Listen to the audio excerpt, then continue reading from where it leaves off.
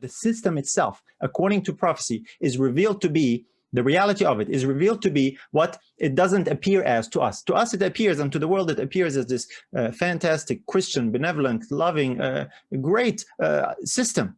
But behind the scenes, prophecy reveals to us what is really going on. And this is what we want to uncover a little bit, where now Satan, the dragon, actually gives this power, or gives this system, his own power. The seat of Satan is right there, and great authority and influence in this world.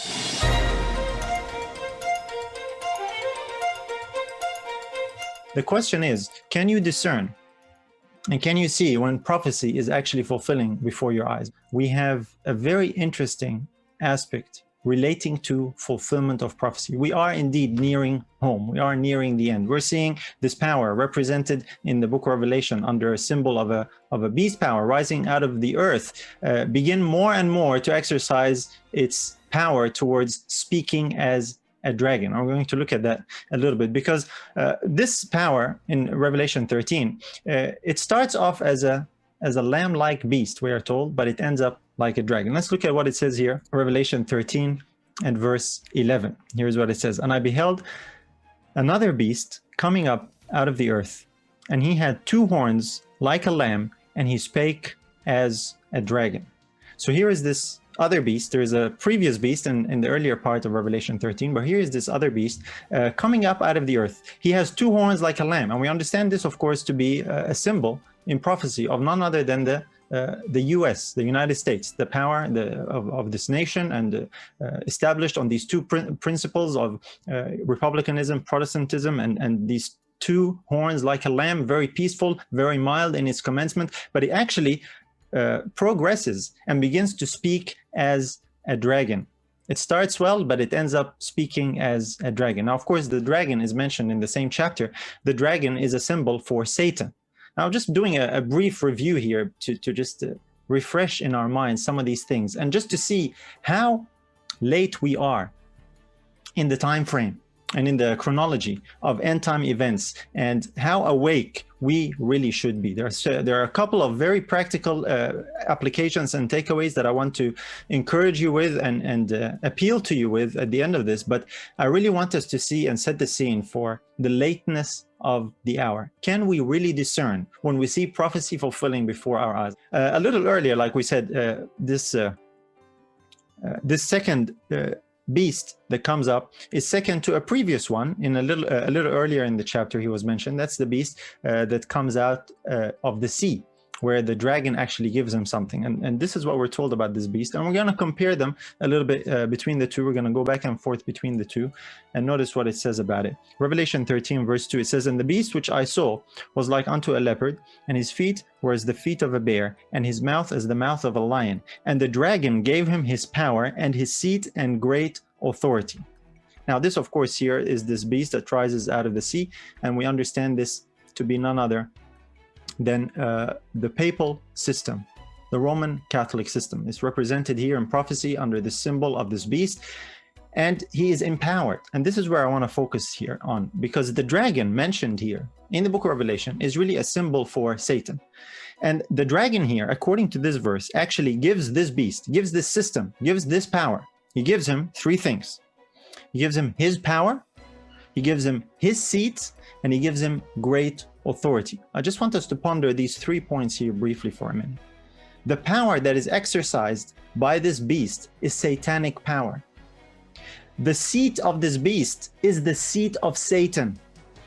The great authority that this beast, this power, exercises and carries in the world is actually coming directly from Satan. Now, I don't want us to miss these 3 important points, because this sounds like it's alarming today. When you think about the papal system or the Roman Catholic system, and this is not some kind of a new modern interpretation. This is something that was actually understood by Christians, prophecy studying Christians down through the ages. For hundreds and hundreds of years, I understood the papal system to be a power that will be used for deception in the last days, identified with the Antichrist. So this is not like we're trying to put people down, but the system itself, according to prophecy, is revealed to be, the reality of it is revealed to be what it doesn't appear as to us. To us it appears, and to the world it appears as this fantastic, Christian, benevolent, loving, great system.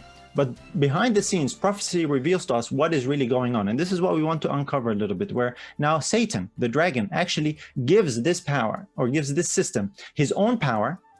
The seat of Satan is right there, and great authority and influence in this world. Well, if you know anything about what's going on in this world, you know that this is exactly what is going on. This tiny nation, considered as a sovereign, independent nation, right there in the Vatican, exercises incredible authority and power over the kings of this earth, over the world, over the nations and countries of this world. It's the only church power, or it's the only church really that is both a church system and also a political system, an actual nation church. Think about that. Satan has much to do with that. So with that idea, with that thought in mind, which is a little bit of a review, like I said, prophecy goes on to tell us that there is a collusion,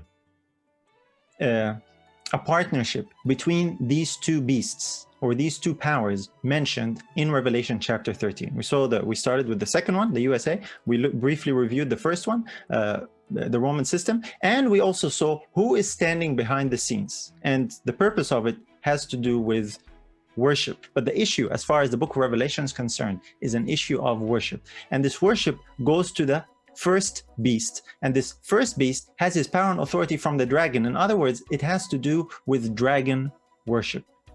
The deception in the last days is over worship that goes to the dragon. Now, of course, the dragon is not going to try and convince people to worship him openly. He will exercise deception.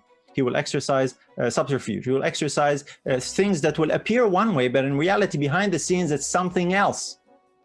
We have to be mindful of that. This is what prophecy tells us. And the scope of this, and the influence and the reach of this, is a global reach. It's on a global level. This is going to be for the whole earth. This is not just an isolated pocket here or an isolated nation somewhere there. This is actually for the whole earth. So this was the opening prayer for the inauguration of the new president of the US. Gracious and merciful God, at this sacred time we come before you in need, indeed on our knees.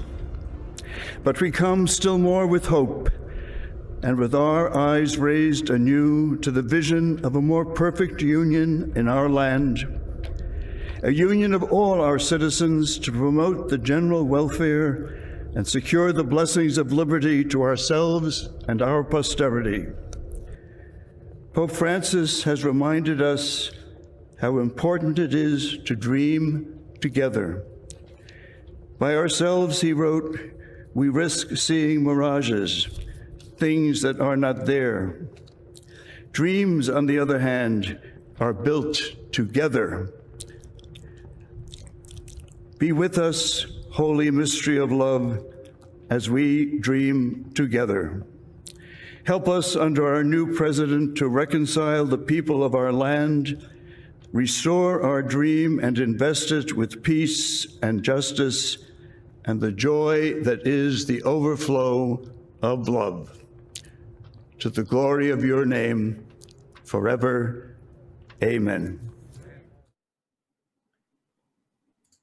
Okay, so this was the opening prayer for the inauguration of the new president of the US, Joe Biden. And this prayer was offered by this Jesuit priest, this father. And I hope you paid attention to what was said in the prayer. That's why I wanted to play that so that you can actually hear it for yourself. He invokes the Pope, he quotes the Pope, and he actually invokes the holy mystery of love. This is talking about none other than the Trinity. This is the God that is worshipped in Rome. So that makes sense. This is not rocket science. It's pretty straightforward.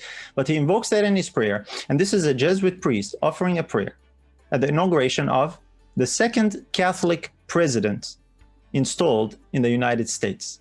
So here you see a fulfillment of prophecy, a collusion between the second power, the second beast, and the first beast. And this collusion, actually, the Pope is right there. He's invoked, he's talked about, and it has to do with the God that is being worshipped. This is the God that is prayed to. This is the God that is invoked. Let me tell you plainly, let me tell you straight.